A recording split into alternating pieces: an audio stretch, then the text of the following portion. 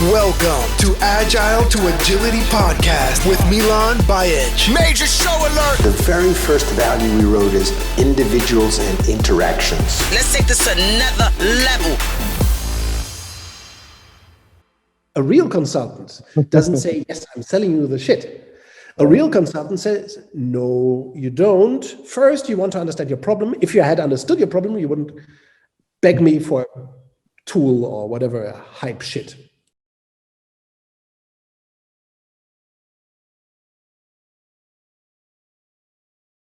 Niels, nice to see you. It's been a couple of years since we've seen each other, and I think I know who Niels is, but how would you introduce yourself to my audience? Who's Niels Pflaeging, if I pronounce your name correctly? Oh boy, there's so many titles that you give yourself over time, right? I would say I'm I'm a consultant. I work on organizational development and help clients with that. I have done that for 17 years. I've written books, quite a few, 3 in English. Really good books, by the way. Not just honest opinion. I think that's how I invited you to come to Boston and Agile Maine. Yeah. Maybe it was this book that inspired you first. Yep, it was. So I write books. With this book, I started designing my own books. So I'm a book designer as well, I'm a publisher. And of course, I'm speaking at Agile Maine. That's how we met. Mm-hmm. And we have this company sitting in our studio, Red 42, and we help organizations with transformation. And let's say from Agile to Agility, as it says on behind you, right? Yeah. Exactly. That's and I've been working for that with the Beyond Budgeting Roundtable starting in 2003 and till 2007, and then we renamed the whole thing into the Beta Codex, and I founded the Beta Codex network in 2008. And since then, it has been I've been trying to create and create with others a movement around organizational transformation. How did you come up with that concept of beta? Well, it was already there. We picked it up. The Beyond Budgeting concept, the Beyond Budgeting model, already has the same pillars. Let's say very similar 12 principles as well. Beta Codex has 12 principles. Beyond Budgeting always had 12 principles, but the problem with Beyond Budgeting, the brand, is that it suggests so many things that Beyond Budgeting never was, that we always felt troubled by the brand. So in the Beyond Budgeting movement, we split in 2007, 2008. We split in two wings, let's say, two movements.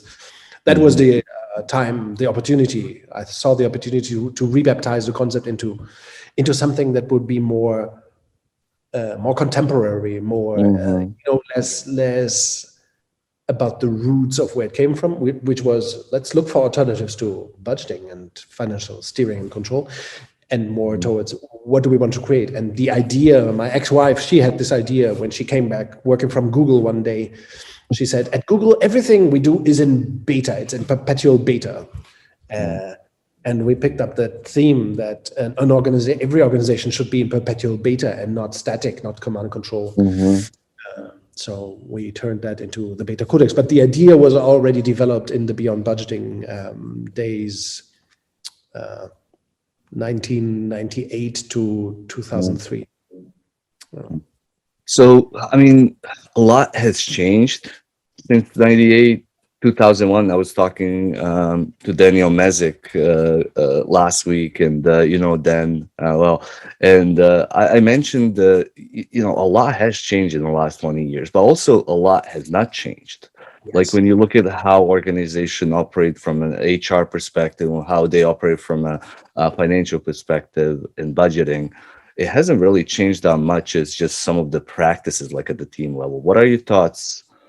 Yes, not much has changed, and command and control practices have even pervaded the last realms where it didn't exist. For example, hospitals are today managed just in the same crazy way as business, and an evil, toxic way as businesses. Public services have also become ever more tailorized and contaminated by management practices. So not all is good. I mean, you are an agilist. I think the agile movement is decaying as well. Let's say falling back. I read more and more about agile leaders, and agile coaches are more pervasive than agile teams these days. So one wonders what is going on, and with the whole scaling movement, I think agile has lost its virginity. So it's spirit, I think. Yeah. Everything is about, is pretty much, I think what I see, what I can see at least, I'm not judging or condemning here. What I see is more about command and control than it is about liberating software developers from the strangleholds of command and control. So it worries me. But you are right. Other things have changed. Like attire has changed so much, right? Business attire. I think vocabulary has changed quite a bit, and not just for the better. Many things have changed. Yeah. You mentioned leaders. I saw in one of your posts you described the concept of leaders as bullshit. Yep. Could you elaborate on that? It's really it's from the dark side. Leaders, the concept of leaders, not leadership, by the way. Yeah. Leaders. We rebaptized bosses into leaders to make it sound whatever. Sexy. Rebranded. Still about bosses. Whenever you say leaders, you mean bosses, right? You mean it. And when you say everybody can become a leader, you mean rising up the hierarchy. So it's still the old evil concepts, which is why we haven't. I think we would notice advancement in organizations if we would stop using terms like leaders and bosses and refer to leadership as something that is happening in the space between people and not as something being done by people. And we haven't reached that level at all. And this is an old claim, so don't get me wrong. I'm not claiming that this is a new insight. Mary Parker Follett, she complained about that 80, 90 years ago in writing and in crisp writing. All this leadership bullshit and the bullshit of over fantasizing about leaders at the top. That has a long history. So, which is why it's hard to overcome it. It is, and like a lot of that, you talk a lot about systems, and a lot of that has to do with systems. And one of the sayings that you have, at least I came up with, I haven't actually seen it, but as I was looking for questions to ask you, I came across the work the system and not the people. Yes. And that resonated with me. Can you talk a little bit more about that, and what does that mean to you? Yes, I think our organizations and also organizational research and tools, and so it's all about correcting people and also let's say we are walking a fine line there between blaming people and calling them heroes. It's all about people. You know, we are over-aggrandizing people instead of acknowledging that much of our behavior, yours, mine, as good as anybody else's, in organizations is about organizational context and systems. So we always behave within context. You know, even I, as a consultant, when I walk into a company, a client company, of course, I start behaving differently because it's just like walking into an opera or into a football stadium. We immediately start adapting our behaviors, which is why whenever we observe behavior in software development or in management or whatever it is, or in sales, we do not observe the person. And the problem is not with being authentic or more purposeful or mindful. All those, I think there's a lot of bullshit narrative going on still in our field, and we should look more about how systems are designed and change the systems we work in. So the work system, the company systems, the way we pay, the way we manage people, or we shouldn't, of course, manage them much less. We should finally get rid of practices like budgeting, fixed targets, bonuses, performance appraisal. the travel policies, and much, much more. Even sales departments and key accounting.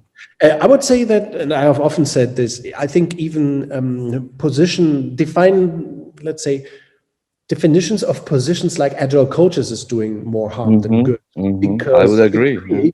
It creates the illusion that agile is being done by agile coaches, which is not, and it was not supposed to be like that. Exactly, and I think it's like at least I see the same thing in the industry dominant, right?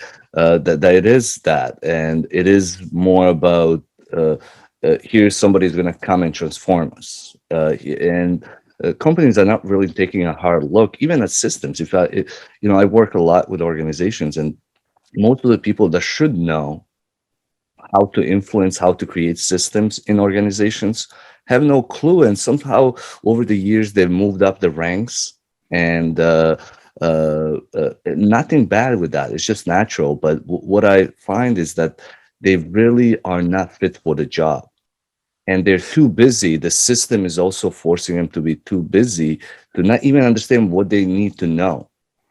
Yes, I would like to say that I see the problem less in people and managers. I see the problem more in we are really not taking care of organizational science. For example, culture. You are in the US, I'm in Germany here. Culture, I think it's a topic now worldwide, and it was popularized by great people like Ed Schein and so on, who I deeply respect. However, this confusion around what culture is, that it is supposedly is something that dominates organization. Culture does none of that. It doesn't dominate. However, organizational culture has the power to absorb you and make you blind for even the most fundamental organizational phenomena. After a while working in an organization, for example, you become blind for how ridiculous certain decision-making processes are, how ridiculous certain rules are, like annual reviews. Exactly, and you consider it normal after a while, Exactly. So that is a byproduct of organization, is that organizations produce culture, which is what is perceived as normal. It's not something that dominates us, but it makes us think that, oh, this is normal in our organization. This is. We sometimes call it the status quo, which is ridiculous as well. But when we call it, it's better to call it culture. The culture is what we perceive as normal, and so in a way, culture is like the Borg from Star Trek. It absorbs us. It has the power of persuading us that things are normal. So it becomes harder to work the system because we consider it all normal. For example, we consider it normal that there are agile coaches around.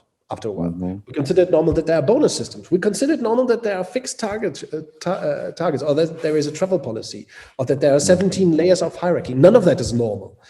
Those are abhorrent byproducts of command and control systems. And in order to break up these systems or transform them, we first have to become philosophers. I think maybe this makes the philosophy of work the system clearer. We have to learn to observe systems, to change systems, to flip them into another state. So get rid of budgeting, doing organizational hygiene. Get rid of the travel policy, get rid of the performance appraisal. All those are means flipping the system, and then something different becomes normal. A good example for how culture absorbs us is that today in Germany, gay marriage is considered totally normal. 20 years ago, it wasn't, because it wasn't the law. So once we change a law and flip the system, other things become normal. Few people in Germany would even consider going back to forbidding gay marriage. It's normal. Culture has this effect. It's beautiful. Sometimes we look back at history and think, oh, what did we do? And it's just like that in organizations, some distance is needed to see the problems as they are. Yeah, so that's really interesting. It just made me think of like how culture and mindset are, culture, like if you think about it at the collective level, but mindset is also, it's almost like we lie to ourselves, right? Or we have certain beliefs, and those beliefs, could be true for us right now, but different. What is your take on the mindset? How would you look at it, and how much does mindset need to evolve? What perspectives that we're looking through need to evolve and change? I think mindsets do not even exist. You do not have a mindset. I don't have a mindset. And we certainly do not have a shared mindset. You have your concepts, your theories, your beliefs, and I have mine. And you have your values, I have mine. The whole notion of mindsets, I think, is hugely overblown. I think that something like the principles of the Agile Manifesto of Software Development, that is something like a mindset. The principles, and there are, I think, 15 or so, 16 all in all. 12 and 4 values, yeah. Okay, yeah. So that is like a mindset, or the principles of the Beta Codex. That I think we should call that kind of sets of principles a mindset, because it's something that we can swear an oath upon, But it's still definitely, it's definitely. I mean, I agree, and to some extent, our values and our beliefs and principles define how we behave. So but it's very personal. Your values are very personal. If I tell you, hey, we have to have shared values, that would be like a fascist notion, authoritarian notion. It's not good. I want you to have your values and I have mine, and we can fight about it, of course, occasionally when there's trouble, because of course values and principles are all about ambiguity and about can we still work together even if your values are slightly different than mine? Yeah. Are we capable of dealing with diversity? That's a big question. So, all these fashionable words like mindfulness, mindset, purpose, culture. We have created a lot of storm about marketing and branding. Yeah, maybe to some extent. A lot of bullshit, really. It's a lot of bullshit going on in the Agile sphere, as in organizational development, as in lean or whatever you call it. A lot of bullshit going on, and everybody then tries to do a certification course, 5-layered certification course around it, right? Blame the PMI for it, right? They all, I don't know. I think yes, everybody stole PMI's ideas as far as but people are. I can't tell you how many people are coming to my classes, and most of them are just coming for certification. And I was talking to somebody else too, and they said that's if you think of history management, and you've talked about history and 20 years, what has happened in the last 20 years is not a lot of time. So like all this crap that's happening and things that we're seeing is possibly more of doing Agile rather than being Agile. It is just part of the course. Do you believe that, or what are your thoughts on that? Like, just that a lot has happened in 20 years. As we said, some of the things didn't change, but if you look at 20 years, it's not a lot in grand scheme of things. Yes. You interviewed Daniel Mazic recently. Tobias Mayer, and a couple others as I'm starting this. Yeah. So, That's a good thing, by the way. Thank you for starting this. What Daniel and I have in common is that we share an interest in how to develop organizations and not just have Agile practices or some Scrum practices in teams. We deeply care about how to make organizations, transform substantially. Like have this kind of systems change, of which, of course, Scrum practices and patterns and so on are a part. Part of that, yeah. And quite frankly, too few Agilists, I think, have become honestly interested in organizational development or change, or the psychology of change. And there's a huge gap. So when we try to make Scrum happen or Agile practices happen, often we do it with coercion and force. Brute force. Yeah. Or we try to convince others, which is already a ridiculous notion, because you can never convince other people. Exactly. So the really, of course, I very much believe in the overall proposition of the Agile movement, of the Agile Manifesto, if one might call it like that, or in Scrum. I believe that it has the right.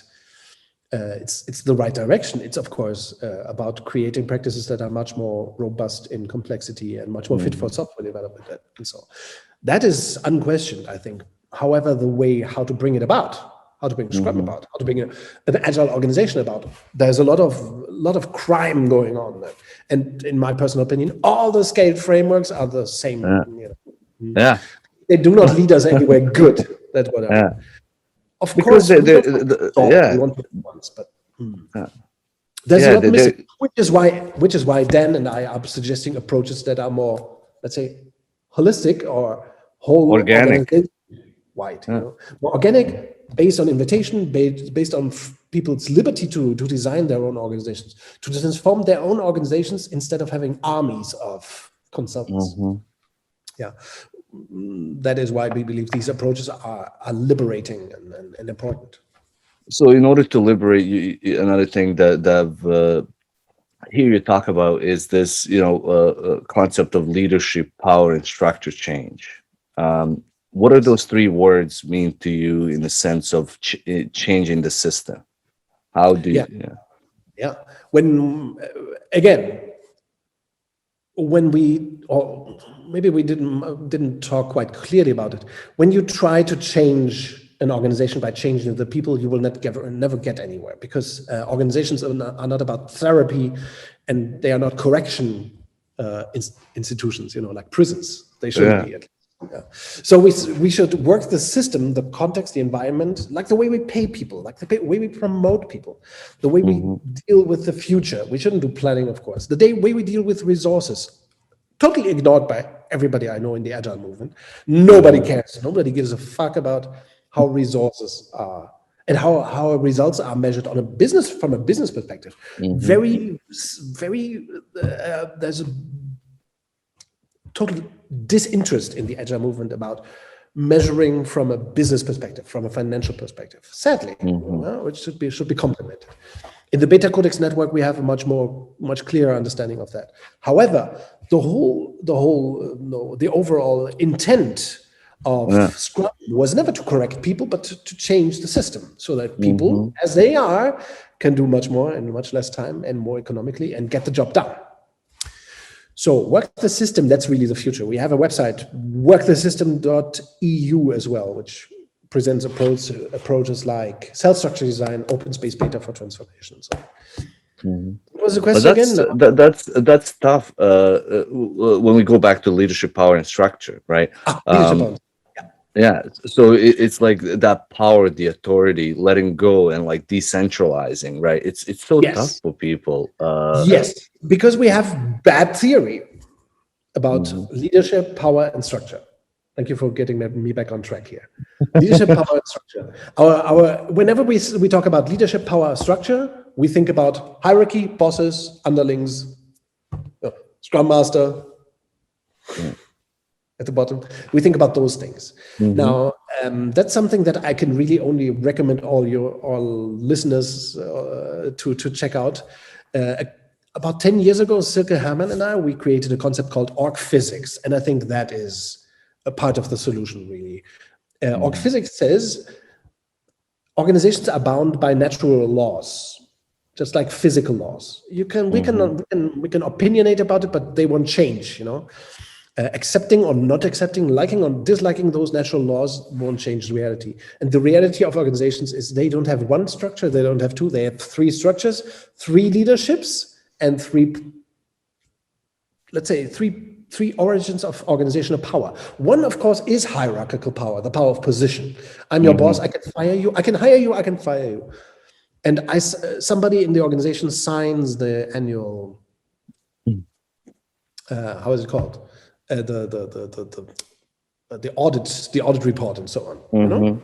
That's formal power. It exists in an organization. This structure exists in every organization in the world. Formal power. Otherwise, it's not even an organization. So formal structure, in which hierarchy of formal power of position resides, that's a reality. However, there's a second structure, informal structure, and that is the power of those who are liked. Influence. Or I guess influence could be through the other, but I think more of the influence comes to that informal. Exactly. That and on social media, for example, we call influencers because they have no formal power around. They cannot call us to do something and we cannot resist. No, we can resist, but they can influence us. So from in social structure or informal structure resides is the power of influence. Hierarchy is the power that resides in formal structure. Influence resides in informal structure. Every organization has the two. Now, Imagine work. You cannot get work done neither in formal structure or informal structure. You need value creation structure, as we call it. And that is the most interesting, the most unexplored part of org physics. Yeah? Because we have a good understanding of hierarchy in organizations and of some of influence as well. But value creation, it means that an organization consists of teams that create value for each other, with each other, and ultimately for an external client or the external market. And that goes back to the system. I mean, I see the way that you're describing the value structure is the system, understanding the system. Yes. And the shape of a value system or value creation structure it has a center and a periphery, and outside there's a boundary, center, periphery. The boundary binds the periphery, so to say. It looks like a peach, and then outside is the market. And the periphery should be in charge, which in most organizations isn't. It isn't in charge. The center is the other way, which is a terrible mistake in complex markets. And this notion that ultimately, if we want to have better performance, there's no way around improving value creation structure and, of course, diminishing formal structure as much as possible, formal power and formal structure and formal leadership, and putting value creation structure first. There is a power that resides in value creation structure, which we might call reputation. Reputational power, the power of those who have mastery, skill. What about the other? So you mentioned the leadership power structure. They all have three dimensions kind of to them. What about the other two? Could you talk a little bit about those? The leaderships? The power structure, the power, like what are the three types of power and leadership? Because the way that the three types of power are hierarchy, influence, and reputation. Three kinds of power in every organization: hierarchy, influence, reputation. Of course, we over-accentuate hierarchy. Many of us ignore influence, and most organizations have no clue of really what to do with reputation. The power of those who have mastery, who should. Sometimes we then talk, decisions should be made at the front line or by those who know. So we approximate, we find ways of trying to understand value creation structures. But the real thing about value creation structure is every organization ends up having it in form of a cell structure design, cell structure network thing. So a network of cells or teams that create value with each other, for each other, and between teams. Toyota has a very good understanding of this kind of structure, or Southwest Airlines, as well as another American company, or W.L. Gore. Of course, here in Europe, there are great companies like Handelsbanken, DM, and so on. There are great companies that have a great understanding of this, but those are the exception. Yeah. And all others try to create more value or improve through formal structure, which is ridiculous. SAFe, of course, is a great example of a framework that tries to improve agility through fundamentally stacking agile teams. It cannot work. It cannot work. Yeah, I haven't worked. I mean, I've been part of several SAFe, I call now installations, and it doesn't work. Like after, I've never seen it work more than 2 years, or people have to evolve it and change it. It looks nothing like SAFe if it evolves. Another thing that you said caught my attention, which is changes like adding milk to coffee, and your perspective on change is like a lot of things in your perspectives are different, and that resonated with me too when I saw kind of what you thought about that. Could you share with the audience like what you mean by changes like adding milk to coffee? Yes, that refers to what I said before, that we have to become much more knowledgeable about the psychology, the dynamics of change in organizations and how it really happens. We have so much prejudice about it, which expresses itself in metaphors like change is a journey, or there's so much resistance to change, which we may deal in this or that way. Our prejudices about change are so big that we talk of things like status quo and kicking it off and programming it and blueprinting it and structuring. The whole notion of change management is like real garbage. It's like really waterfall applied to organizational development. It's all bloated and busted theory, the worst theory there is. And of course, all underlaid by a notion, the prejudices against human nature, that are negative. We have to motivate people to change and that kind of shit. So like there's something wrong with people. Like it's almost like we need to fix them. That type of belief. Yeah. Yes. Just like leadership itself, which often assumes that people are the problem, when we talk about change, usually we assume consciously or unconsciously that people are the problem, which they are usually not. Sometimes yes, because there are assholes in every organization, let's face that. Yeah. Assholes exist. I'm not counter-arguing against that. And there are people who are sick as well, and so on. And so there are many things that exist in organizations. But by and large, people are not the problem. The systems we have created are the problem. So this is how we came up. 10 years ago or so, we figured out that there is a whole very, very small, there was a small amount of researchers and people who were saying, no, change management doesn't work. For this and that region, resistance to change doesn't work, change cannot be planned. And we looked very deep into this and figured that no, change is more like adding milk to coffee. You change, when you pour some milk into coffee, it never goes back. It's forever changed. And it mixes. You don't know how that will happen.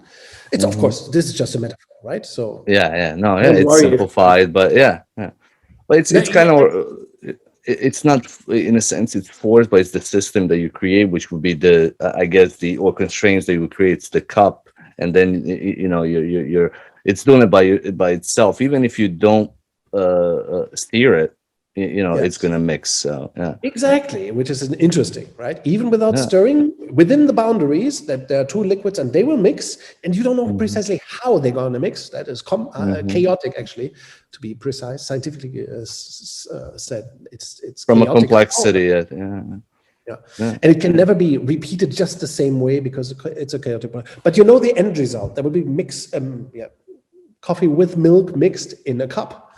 That. So the end result, as so often in chaotic systems, the end result, but not the path. And changing organizations is very much like that. We can trigger the change. We can, as we say, flip the system and then observe the consequences and flip again. We can irritate or flip systems. We can, for example, if you take a horrible bank like Bank of America or so, take out the bonus system, the whole organization will change. You don't know exactly how it will change, but it will change. Right? If you take out the travel policy and substitute it by a principle, let's say, that says we deal consciously with all our resources, or we protect all our resources, including money and people's time, things will change. Yeah. So organizational transformation does not require blueprints, projects, programs, or consultants. It requires a consciousness that actual transformation will require 700 or maybe 7,000 of those interventions, or 7,000 times putting a little milk into the coffee, so to speak. Yeah, little flips. This changes flipping. Actually, it happens in organizations all the time. So this is really like understanding the complexity management, and I'm still surprised like how many people are not, especially as I said earlier, like they should understand complexity management, don't fully understand that, because those are like fundamentals of complexity management. Like this is not, it's the basics. So you would think somebody that's responsible for organizational effectiveness, organizational systems, they would know the basics of the system that they're actually part of. Yeah, then they don't. As most Americans know nothing about America, because American culture, because they have never been abroad. They cannot compare. That's Oscar Wilde, I think, said that once. You can only know a culture of a country if you know two. Yeah. Exactly, and that if you know too, just as you grew up in Croatia, and now you live in America, I think you have a fairly good idea about what America is. I lived in Argentina and Brazil also the US a little bit, and Germany and so on. I think I have a fairly good idea about what Brazil is like. Many Brazilians don't. And that's not because I'm intelligent. It's just that we are blindsided by our upbringings and our own history. Again, culture assimilates strongly, But okay, you said those things should be obvious, and they should be those notions of change or transformation that we described or talked about. They should be natural also. They are not. I think there's a lot of education lacking. We educate people in the wrong ways about the wrong things. For example, we have leadership development programs which are just for some, and they just get some knowledge, and then they come back to systems that are totally unchanged, and they don't have a clue how to change it. Also, as Daniel Messick and I would promote, organizational development or organizational transformation these days should be done by all the willing. So ideally by everyone together, not by leaders at the top. Because that makes it faster and more, ingrained, embedded in the, let's say, in everybody's mind. So, the more people the solution is not more leadership development or more agile coaches.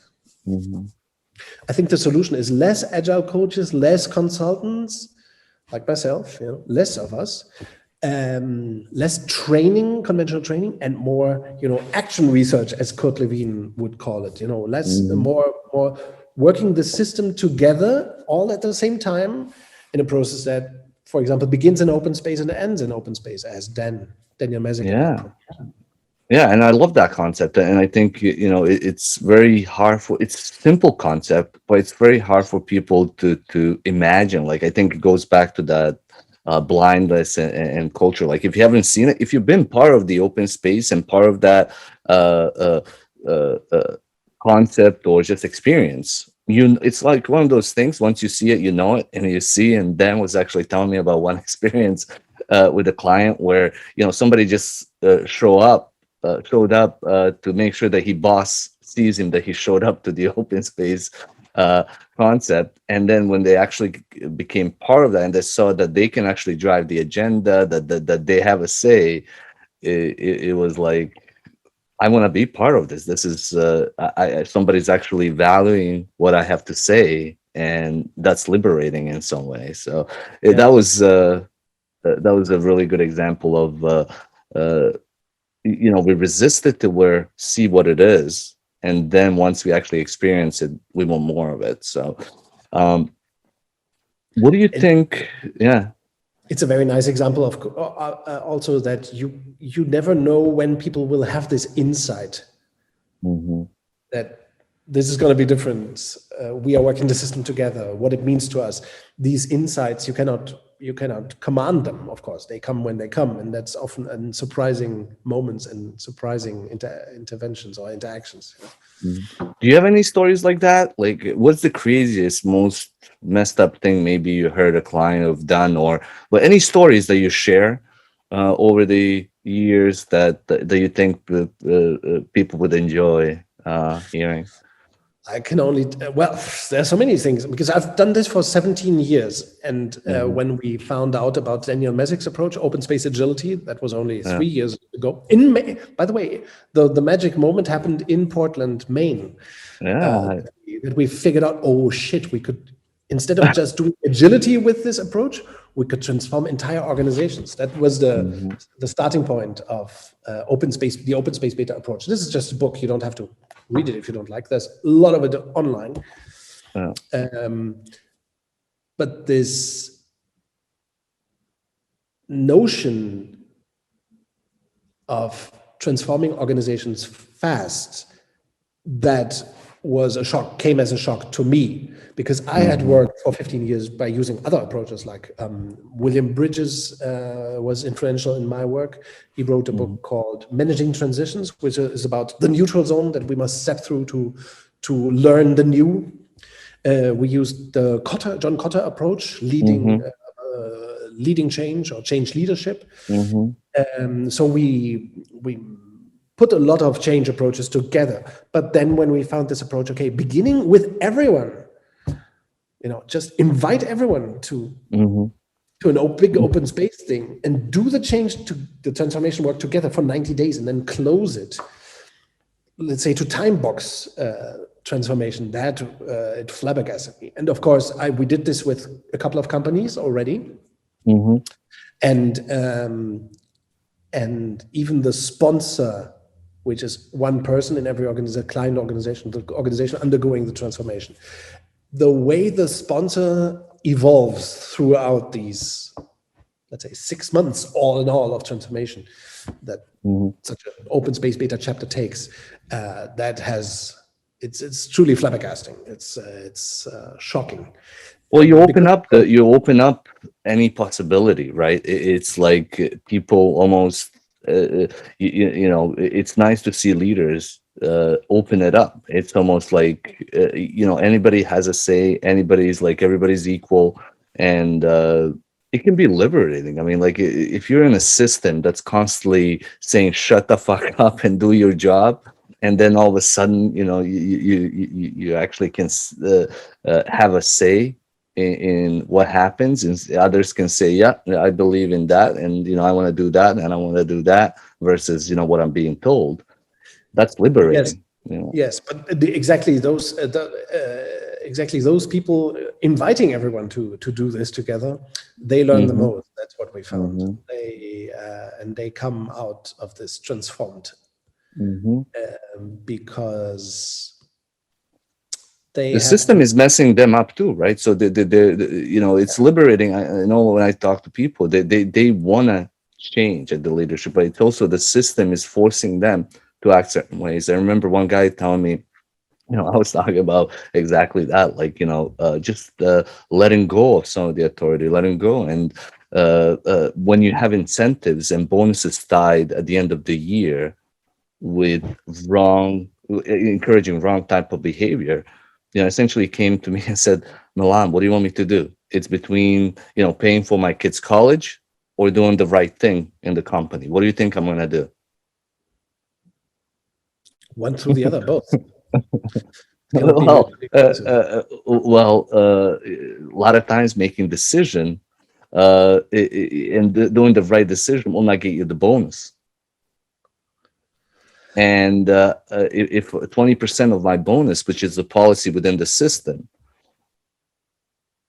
then I'm going to make sure that I get the money, even though I disagree with, how that might impact the organization long term, or how it might impact the people in the organization, because it's first, my family over the organization.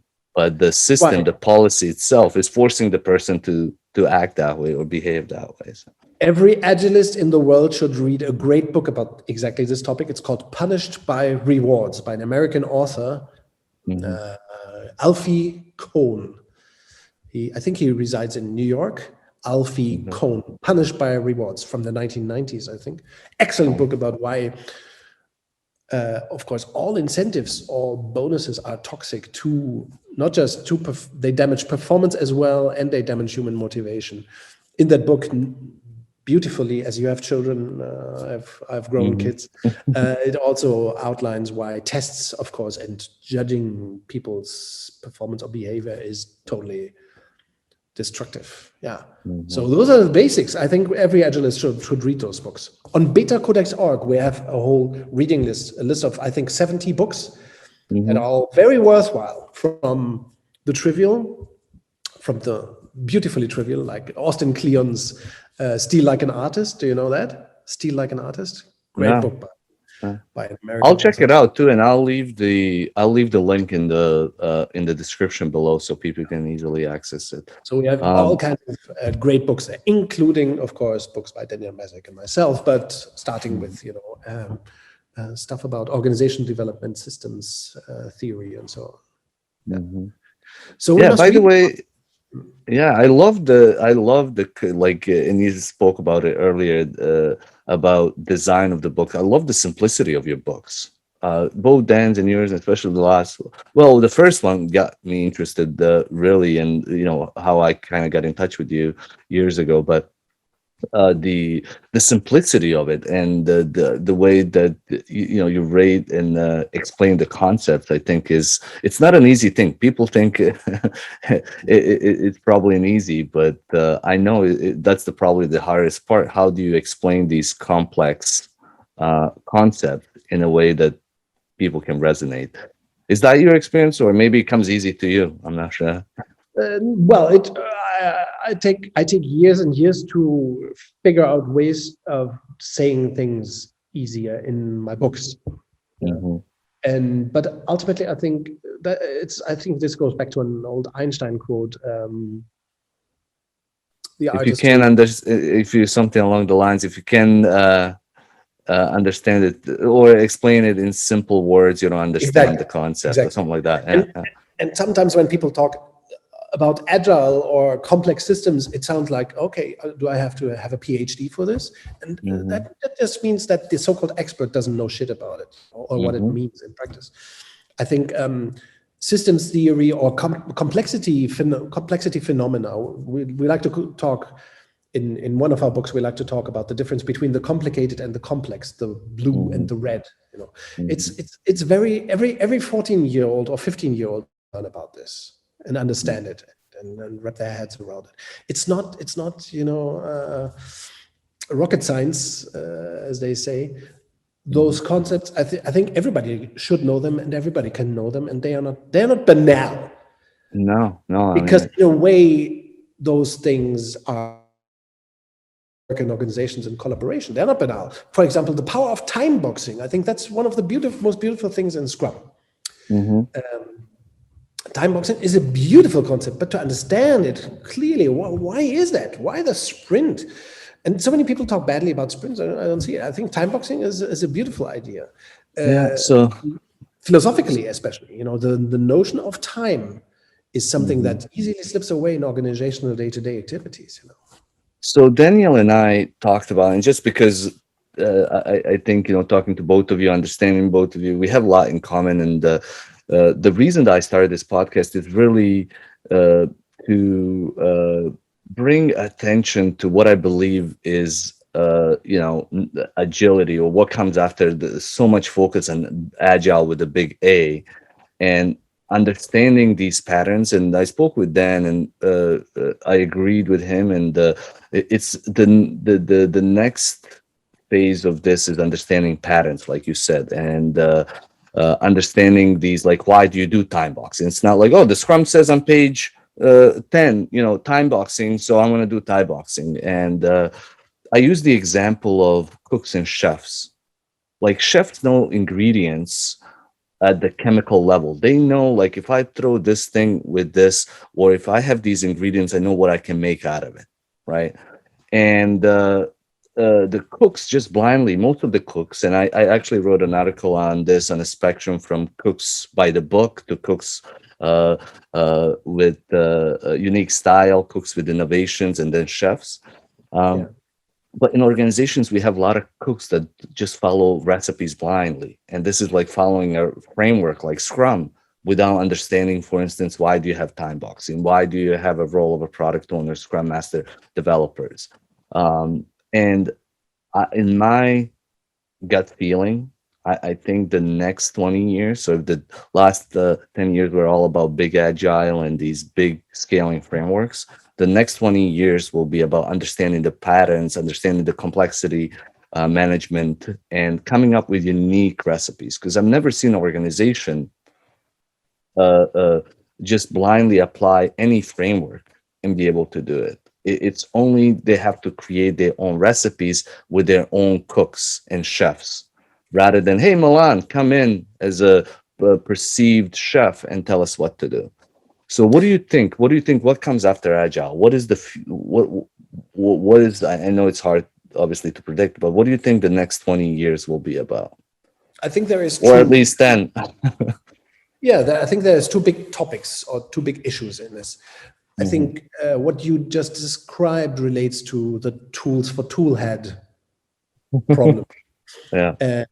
Which every consultant, I'm a consultant, I think you should be classified as a consultant as well. And of course, when our clients come up to us, they tell us what they want. Yeah. For example, I want Kanban, or I want Scrum, or I want Safe, or I want less. They tell us what they want, or maybe they say, I want Lego serious play. I don't know, or all kinds of shit. They want all kinds of shit. And what a consultant should always reply is, no, you don't. A real consultant doesn't say, yes, I'm selling you the shit. A real consultant says, no, you don't. First, you want to understand your problem. If you had understood your problem, you wouldn't beg me for a tool or whatever hype shit. Yeah. So I think this is one of the problems in our industry. We must go back to really advising our clients instead of just selling tools, certification, product, software, license, days of agile coaches. It's very easy, of course, to sell products, but it is evil, I think. We must help our clients understand their problems better. We must be more an organization of philosophers for them, or help them become their own philosophers in their own. Exactly, and the way that to build on the analogy that I used, it's like we need to help clients develop their own cooks and chefs rather than rely on consultants to give them recipes. Because you've worked with probably big consulting companies. You worked, they give you a playbook, and they're like, here you go, here's your recipe, and good luck. Even though your ingredients change and you don't know what the heck you're doing, good luck, because we've taken your money and we're gonna move on to the next. I recently published a piece about two-axis diagrams and how they tend to confuse people into believing stuff, And of course, all these diagrams are part of the bullshit as well. The tools are, much of the software is applied and then cannot be used because, of course, the problems lie elsewhere, not in software or in technology. So I think one thing that should change, and I'm not sure how it will change, is we should move away from the tool craze, and instead of selling tools to tool heads, to go back and actually help solving problems. And that usually means the tools are needed afterwards. Even Taiichi Ono from Toyota warned us, I think 40 years ago, that never crystallize the thinking into tools, because the tools will be void of the thinking. We shall never do what the Agile movement has been doing since the Agile Manifesto, if I might call it that way. So we are all in the wrong track with tools. Overwhelming fascination for tools. Tools are very seductive, of course, and they're like heroin for clients and for sellers, of course. However, we can never bring about the great organizational transformation or the necessary organizational transformation with tools. So this is like preaching to you, but I mean, I know that we are both on board, and we still can make a living, I believe, without selling tools. But the other more important thing for Agilists, I think, is the Agile Manifesto. Of course, the real name is Manifesto for Agile Software Development, but let me call it the Agile Manifesto. It was designed to solve an immediate problem in software development. It was never designed to transform organizations. Exactly. So there are some things that are woefully absent from the Agile Manifesto, or even from the Scrum Guide, which is also about solving team problems.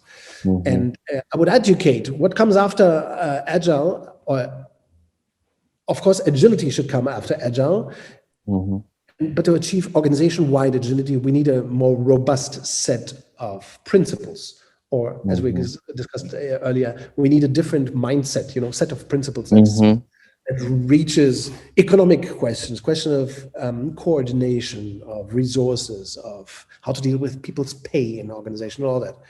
These principles exist, and I know I'm very self-serving here, but the Beta Codex is exactly what is needed. I believe that Agile principles of Agile software development plus principles of the Beta Codex that can sort out the mess for software companies. For production companies, of course, you need to spice it up a little with lean principles from Edwards Deming and so on. So the principles are there. They are in Agile, they are in lean, they are in the Beta Codex. And I think we must put it together finally and recognize that we should be a united nation of, organizational transformers, people striving for agility, however we might call it then. Yeah, and at least what I'm seeing is, and the reason that I invited you to come and share your thoughts is because I think you're one of those leaders that's been saying this for years, and I'm seeing more and more people aligning to those principles, and I think it's a momentum that's gaining, and that's what I'm seeing is gonna slowly start to kind of expose itself, and it's also helping that most of these transformations are unsuccessful. So people are In a way, it helps realizing because people get tired of the bullshit, right? yeah, so it's like it's a wake-up call, and people can no longer say let's do this again, because that hasn't worked. Last 3 times we tried the agile transformation. Yeah. Yes, you're right. Personally, I would like to spare organizations decades of wasted, transformation, reorganizations, consulting projects, and that kind of stuff. I would prefer seeing them doing the real stuff, open space, beta, open space agility straight away. That's what I would like best. But it's a question, of course, also of insight. I think it's very seductive to believe that consultants will save my problems, tools will save my problems, technology or software will save my problems. Very seductive. It is very seductive to believe that by slicing and dicing the organization, I can just transform the sliced and the little dice or the little slice. Yeah. Be it software development or production or HR, it's very seductive. Slicing and dicing does not work, and it's very hard. I think it requires some tough reflection to understand that transforming an entire organization might well be more effective and much faster than trying to transform a slice. Yeah. And it's also like a lot of times I go into organizations, leaders come in and they don't have a lot of time. And they, like in a sense, they're under pressure too, because the system or whatever, in this instance, the board is saying you have this much time to prove what you can do. And this is what you can do. But if you start with those silos, you don't even have time, in a sense, like, it's like you're doomed from the start. Lack of time is a byproduct or a collateral of an alpha or command and control organization. Exactly. Because of course, to steer the organization to communicate from the top down, the bottom up, and left and right, you need to slice your agenda into little slices that are void of thinking at the end and so on. Which is, for example, why I educate my clients when they get in touch with me. One of the first things I educate them is that we don't have to have a conversation if you have just 30 or 60 minutes. A good conversation, it takes 90 minutes or more. It's okay if it takes more, but not less than 90 minutes. It's something that a good consultant, and I hope I'm at least becoming one. I think we have to teach this to our clients as well. No, don't fuck with me with 20 minutes or 30 minutes. No. If we have a real, that's not a conversation. You can throw. So I think what I'm hearing you say is like we have to have integrity, like as consultants, as coaches, like it's all about integrity. Yeah. Because we have to call the bullshit. We have to be honest with ourselves, because we know it, right? But a lot of times I'm guilty of it too. Like, you're saying things that they want to hear, and you're adjusting to their system without actually, standing your ground and saying, this is kind of what it takes. Do you want to do it or not? Call me when you're ready. Yes. Yeah. I sometimes tell prospects things like, this is what I know what works. I described, we discussed it, if you want to do something fiddling around with it, with tools and more consultants, you do it. And we probably be talking again in 2 years. Yeah. Integrity. It's something that must be